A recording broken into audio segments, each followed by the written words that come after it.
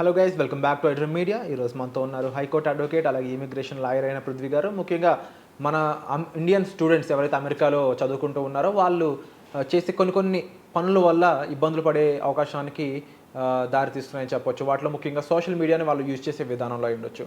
Revolutionary పోస్టులు చేయడం, అక్కడ కంట్రీలో ఏ గవర్నమెంట్ అయితే రూలింగ్ ఉందో ఆ గవర్నమెంట్ మీద అపోజిషన్గా మీరు చేసే పోస్టులు మీ కెరీర్కే ప్రమాదం తీసుకొచ్చే విధంగా మారుతున్నాయి. కాబట్టి వాటిని మీరు ఏ విధంగా హ్యాండిల్ చేయాలి, జాగ్రత్తలు ఎలా తీసుకోవాలనే విషయాలపై ఈరోజు ఎపిసోడ్. నమస్కారం సార్. నమస్తే సార్, అమెరికాలో చదువుకుంటున్న స్టూడెంట్స్, ముఖ్యంగా చదువుకున్న ఇండియన్ స్టూడెంట్స్ అనే వాళ్ళు ఎంత కాదనుకున్న సోషలిస్ట్ భావాలతో ఉంటూ ఉంటారు, కొంతమంది రెవల్యూషనరీ భావాలతో ఉంటారు. వాళ్ళు ఏదైనా ఇల్లీగల్ ఇమిగ్రెంట్స్ అని, లేకపోతే ఇమిగ్రెంట్స్ అని, అందులోనూ ముఖ్యంగా ట్రంప్ ఇప్పుడు తీసుకున్న డెసిషన్స్ అనేవి చాలా హార్ష్గా అనిపించడం వల్ల వాళ్ళు సోషల్ మీడియాలో కొన్ని పోస్టులు పెడుతూ ఉన్నారు. బట్ మన కంట్రీ కన్నా చాలా అడ్వాన్స్డ్ ఉంటుంది ఆ కంట్రీ సోషల్ మీడియాని మెయింటైన్ చేయడంలో. దానివల్ల ఏమవుతుందంటే యూనివర్సిటీ ఆఫ్ మిచిగన్లో ఒక సిచ్యువేషన్ జరిగింది. సో ఆ సిచ్యువేషన్ గురించి చెప్తూనే ఇలాంటి సిచ్యువేషన్ ఎందుకు వస్తున్నాయి, దాన్ని ఎలా హ్యాండిల్ చేయాలి కాస్త వివరిస్తారా?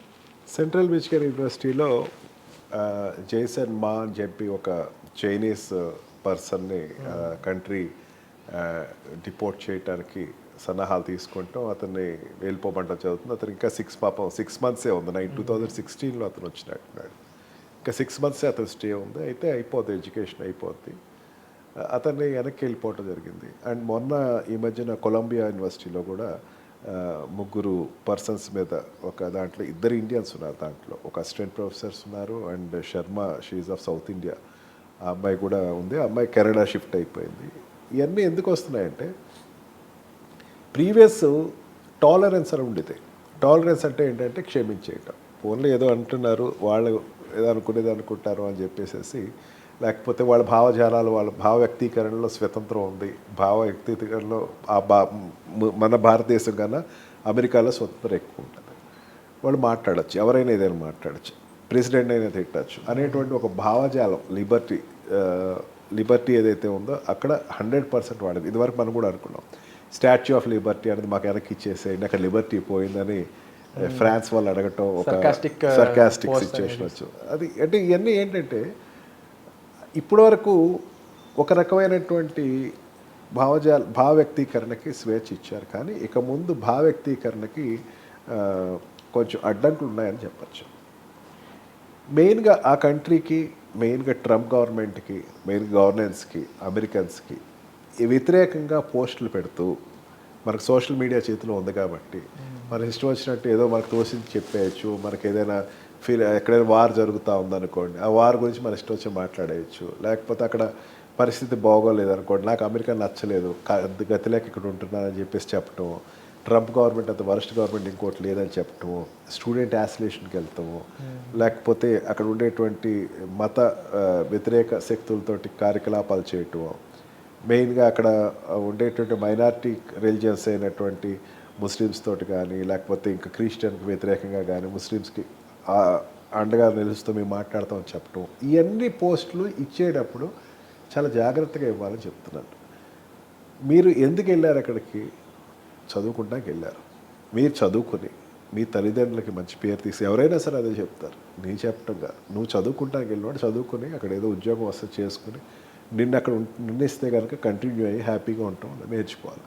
నేను అక్కడికి వెళ్ళాను కదా, అక్కడ నేను రాడికల్ భావంతో, లేకపోతే నీ సోషలిస్టిక్ భావంతో, లేకపోతే ఇంకోటిలాగా నీకు ఇండియాలాగా, రష్యాలాగా, చైనాలాగా నేను ప్రకటిస్తానంటే అక్కడ చెలుబాటు కాని రోజులు వచ్చేస్తాయి. దయచేసి మన ఐడ్రీమ్ మీడియా ద్వారా నేను చెప్తున్నాను, దయచేసి పిల్లలు మీరు అక్కడికి వెళ్ళాము అంటే ఎడ్యుకేషన్ మీద మాత్రమే కాన్సన్ట్రేట్ చేయండి.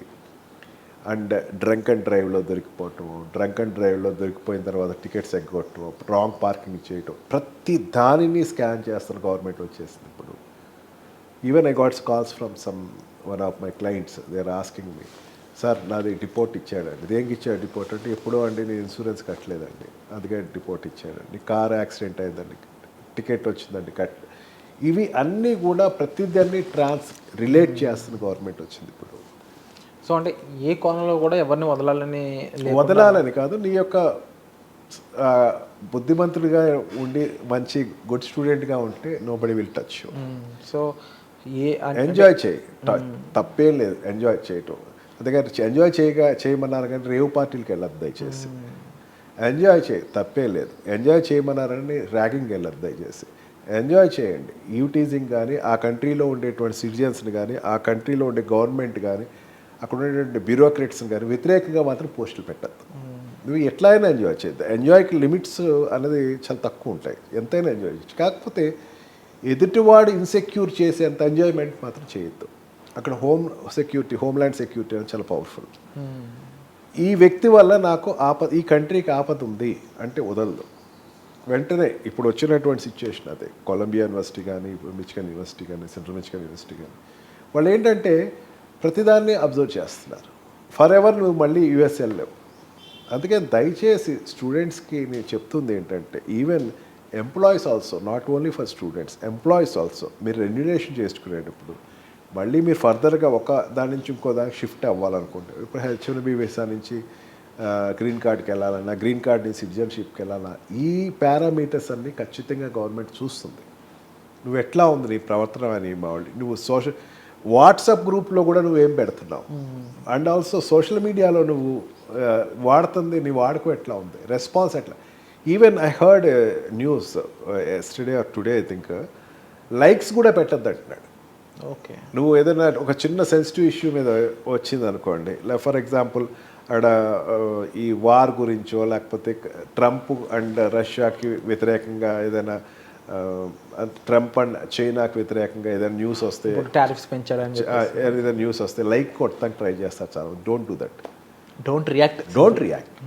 సి, ఎంజాయ్, చూడండి, తప్పే లేదు. కాకపోతే రియాక్ట్ అయిపోయి నీ భావాన్ని వ్యక్తం చేసి సపోర్ట్ ఇవ్వకండి. It is not an election, it is not an voting time, it is a cautious time. చాలా కాషియస్గా ఉండి నువ్వు ఎంత ఉండగలిగితే అంత. ఎందుకంటే చాలా కంట్రీస్ ఉన్నాయి విరాట్, చాలా కంట్రీస్ వాళ్ళు ఈ రకంగా చేస్తున్నారు.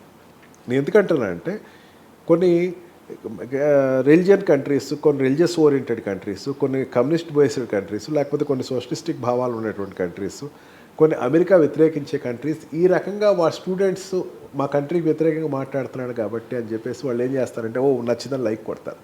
పక్కన ఉన్నవాడు ఆ కంట్రీకి చెందినవాడు అయితే నువ్వు కూడా లైక్ కొట్టమంటే కొట్టేస్తాడు. కానీ India and America is having a good friendly relation. ఈ రిలేషన్షిప్ ఉన్నప్పుడు నువ్వు ఏదైతే నువ్వు లైక్ కొట్టి, లేకపోతే నువ్వు కామెంట్ చేస్తే నీ కంట్రీని అది డౌన్ చేస్తున్న సంగతి మర్చిపోద్ది దయచేసి. We are got good relationship. మొన్న కూడా మన ప్రధానమంత్రి అక్కడికి వెళ్ళటం, ట్రంప్ ఇప్పటికీ ఎప్పుడైనా సరే తన ఇండియాని ఎగ్జాంపుల్గా చెప్తా, పాజిటివ్ ఎగ్జాంపుల్ చెప్తా, నెగిటివ్ ఎగ్జాంపుల్ ఇప్పటివరకు చెప్పాల. అంటే ఇద్దరికి కంట్రీస్కి రిలేషన్షిప్ బాగుంది. మన పాకిస్తాన్ తోటి మనం వార్స్ నడుస్తుంటా ఉంటాయి, లేకపోతే డైలాగ్స్ నడుస్తూ ఉంటాయి. పాకిస్తాన్ వ్యతిరేకంగా ట్రంప్ నడుపుతున్నాడు. ఈ దానిని నువ్వు వచ్చి లేదు నా ఫీలింగ్ డిఫరెంట్గా ఉంది, నేను నీకు వ్యతిరేకం అని చెప్పి లైకులు కొట్టడం, ఇవన్నీ దయచేసి చేయకండి. సోషల్ మీడియాని ఎంత తక్కువ వాడితే అంత మంచిది. వాడండి, చూడండి, యూట్యూబ్ చూడండి, లేకపోతే ఫేస్బుక్ చూడండి, లేకపోతే ఇన్స్టా చూడండి. కానీ లైకులు కొట్టేసేసి, దానిని హార్ట్ సింబల్ కొట్టేసేసి, లైకులు కొట్టేసేయటం వల్ల అబ్జర్వ్ చేస్తున్నాడు. వాట్సాప్ ఎక్స్చేంజ్ ఏమైనా చేసుకుంటే కనుక కొన్ని ప్రొహిబిటెడ్ గ్రూప్స్లో నువ్వు జాయిన్ అయ్యి, లేకపోతే ఒక grouping against to the country democracy, అక్కడ ఉండేటువంటి లిబర్టీని కానీ, లేకపోతే గవర్నెన్స్ క్వశ్చన్ చేసేటువంటి వాట్సాప్ గ్రూప్స్లో దయచేసి జాయిన్ అవ్వకండి. ప్రతిదీ అండర్ వాచ్ అవుతూ ఉంది. సో అలాంటి టైంలో కూడా మన స్టూడెంట్స్, ముఖ్యంగా ఇండియన్ స్టూడెంట్స్ అనే వాళ్ళు చాలా జాగ్రత్తలు తీసుకోవాల్సి ఉంటుందండి. అండ్ మీరుకి ఇన్ కేస్ ఏదైనా మీకు డౌట్ ఉంది, పలానా ఈ సిచ్యువేషన్ జరిగింది నా లైఫ్లో, బట్ దాన్ని ఎంతవరకు గవర్నమెంట్ పరిగణిస్తుంది లేదు, అండ్ దాని మీద మీకు ఒక విషయ అవగాహన కావాలనుకున్నట్లయితే డిస్ప్లే అవుతున్న నెంబర్స్కి మీరు కాల్ చేసి పృథ్వీ గారికి ఆ విషయం గురించి మీరు ఎక్స్ప్లెయిన్ చేయొచ్చు. దాన్ని బట్టి ఒక ప్రొఫెషనల్గా, ఒక ఇమిగ్రేషన్ లాయర్గా ఆయన మీకు సజెషన్ ఇవ్వడం, దాని నుంచి ఎలా బయటపడడం అయి ఉండొచ్చు, దాని లేకపోతే మీకు అక్కడ ఎలా సేఫ్గా ఉండడం అయి ఉండొచ్చు, ఎలా ఉండాలి అనే విషయాలపై తెలియజేయడానికి మంచి ఇన్ఫర్మేషన్ ప్రొవైడ్ చేస్తారు. పేరెంట్స్ చూస్తున్న పేరెంట్స్ అయి ఉండొచ్చు, అంటే డైరెక్ట్గా స్టూడెంట్స్ చూస్తున్నా సరే, మీరు ఒక రైట్ ప్రొఫెషనల్ కింద మీరు జాగ్రత్తలు అనేవి తీసుకున్నట్లయితే ఆ కంట్రీలో కాస్త సేఫ్గా లీవ్ చేయడానికి స్కోప్ అనేది దొరుకుతుంది. అండ్ పృథ్వీ గారు, డెఫినెట్లీ చాలామంది స్టూడెంట్స్ అనే కాదు, పెద్దవాళ్ళు కూడా ఒకసారి తెలియకుండా కాస్త భావోద్వేగానికి లోన్ అవుతూ ఉంటారు. ఏదైనా కంట్రీ మీద, ఇప్పుడు చైనా మీద 204% ఎంతో ఇంకా హై టారిఫ్స్ విధిస్తున్నప్పుడు ఒక చైనా స్టూడెంట్ నా కంట్రీ మీద ఇంతలా చేస్తున్నప్పుడు అదొక భావోద్వేగంగా కనిపించి ఉండొచ్చు. అదే పరిస్థితి ఇంకొక ఇండియన్ స్టూడెంట్కి రాదు అని చెప్పట్లేదు, కానీ సిచ్యువేషన్స్ అనేవి ఒక్కోసారి ఎమోషన్ కారణంగా దాటితే అది కెరీర్ మీద ఫోకస్ మారుతుంది. కాబట్టి గవర్నమెంట్కి మనం జాగ్రత్తగా ఉండాల్సిన సిచ్యువేషన్ ఇదని మీరు చెప్పడంలో ఎటువంటి డౌట్ లేదు. అయితే చాలామంది స్టూడెంట్స్ అనేవాళ్ళు వాళ్ళ పేరెంట్స్ అనేవాళ్ళు భయపడుతూ ఉంటారు. ఇలాంటి సిచ్యువేషన్స్ ఉన్నాయి ఆల్రెడీ మీరు ఇందాక చెప్పారు ఆయన 6 months ఉంది ఇంకా అని. కొంతమందికి 1 year ఉండొచ్చు, కొంతమందికి 2 years ఉండొచ్చు, కొంతమంది ఇప్పుడే వెళ్ళి ఉండొచ్చు అన్ఫార్చునేట్లీ. సో వాళ్ళందరూ కూడా జాగ్రత్తగా ఉండడానికి మీ సైడ్ నుంచి ఎలాంటి విషయాలు ప్రొవైడ్ చేస్తారు? నేను ఏమంటున్నానంటే when you justify that self, నేను పోస్ట్ పెట్టాను అది తప్పు లేదు. నేను ఒక కేసు ఫైల్ అయింది, అది కంప్లీట్ అయిపోయింది, ఇది ఏదైనా ఉంటే కనుక immediately approach to the local advocates. వెళ్ళండి, మీకు ఏదైనా నోటీస్ వచ్చినా లేకపోతే నాకు సమాధానం ఇవ్వండి ఖచ్చితంగా. అందుకే ఇండియాలో జనరల్గా ఏం చేస్తారంటే ఎక్కడి నుంచి నోటీస్ వస్తే వదిలేస్తారు. గవర్నమెంట్ నుంచి వచ్చినా ఎక్కడి నుంచి అక్కడ 4 రోజుల తర్వాత ఇదే పోతులే అని. కానీ అట్లా కాదు. Justify our self. నీ తప్పు చేయలేదని భావన ఉంటే కనుక మీరు ఇమీడియట్గా అక్కడికి వెళ్ళి మీరు అప్లై చేసుకోండి. మీరు అప్లై చేసుకొని మీ అడ్వకేట్ కన్సల్ట్ చేసిన తర్వాత అడ్వకేట్ రిప్లై ఇస్తాడు దానికి, ఎస్ ఇది మా వాడు తప్పు చేయలేదని చెప్పి. అవసరం కోర్టులో ఫైట్ చేస్తాడు. Courts are very liberal. మా గవర్నమెంట్కి అనుకూలంగానే కోర్టు ఉంటాయి అనుకున్న పరిస్థితి కాదు అది. గవర్నమెంట్ వ్యతిరేకంగా బర్త్ సిటిజన్షిప్ కోసం ఇప్పటికీ కోర్టులు ఫైట్ చేస్తున్నాయి అక్కడ. అందుకని వీ హ్యావ్ టు, మనకి ఏదైనా డౌట్ ఉంది, మనకి ఏదైనా కొంచెం మనం చేసింది ఎక్కడైనా డౌట్ ఉంది, మనం ఏదైనా తప్పు చేస్తున్నాం అనే భావన ఉంది, నేనేమంటున్నానంటే దానికి ఒక రకమైనటువంటి ఆందోళన చెందద్దు దయచేసి. మనం ఇక్కడ చూసినంత డేంజర్ అయితే అక్కడ లేదు విరాట్. నేను అదే చూస్తున్నా, ఫస్ట్ నుంచి చూస్తున్నాను. ఒక న్యూస్ వచ్చిన తర్వాత ఇమీడియట్గా నేను అక్కడ నాకు ఉండేటువంటి కాంటాక్ట్స్ని contact, nothing is there in that way, everything is cool అంటారు అక్కడ.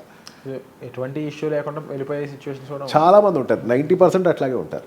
ఒక 10% ఎక్కడైనా సరే ప్రాబ్లంలో ఉంటారు. ఆ ప్రాబ్లం ఉన్న వాళ్ళు కూడా solution is are there. Okay, ఒకటి బాగా గుర్తుపెట్టుకోవాలి విరాట్, మన వీసా అన్నది వెళ్ళిపోమని చెప్పేసేసి చెప్తారు. అంటే యువర్ వీసా ఈజ్ క్యాన్సిల్ అంటాడు. Cancel is not to go away. అది బాగా గుర్తుపెట్టుకోవాలి. క్యాన్సిల్ చేశారు వెళ్ళిపోండి అని కాదు. క్యాన్సిల్ అయిన తర్వాత దాన్ని రివోక్ చేసుకునే రైట్ మనకు ఉంది. అది ఎందుకు క్యాన్సిల్ అయిందని వెళ్ళి ఫైట్ చేసుకోవచ్చు. అక్కడ నేను ఆపర్చునిటీ ఇస్తాడు. క్యాన్సిల్ అయిపోయిందని మాత్రం అక్కడ కూర్చోకూడదు. You have to do something. Mere cancellation is not a cancellation. అందుకే వీసా క్యాన్సిలేషన్ ఏంటంటే నువ్వు అక్కడ వెళ్ళిపోండి అని కాదు, నీకు వీసా క్యాన్సిల్ అయింది వెళ్ళిపోండి అని కాదు. నువ్వు అక్కడికి ఆస్క్ యువర్ రిసోర్సెస్, ఎట్లాగా నేను ఇప్పుడు ఏం చేయాలి నెక్స్ట్ అది you can definitely ask. Definitely our Telugu associations are there and our Andhra association, they will definitely help us. And definitely professionals like you are watching over Indian students కాబట్టి తప్పకుండా కొంచెం సేఫ్గానే situation రండి, నాకు phone చేయండి, నేను చెప్తాను, క్లియర్గా explain చేస్తాను. Nothing is there to worry at all. దాని గురించి గుడ్ హ్యాట్స్ ఎర్లీగానే మనం ముందుకేస్తే we can save the Virat. And thank you for your support and such great information. Thank you.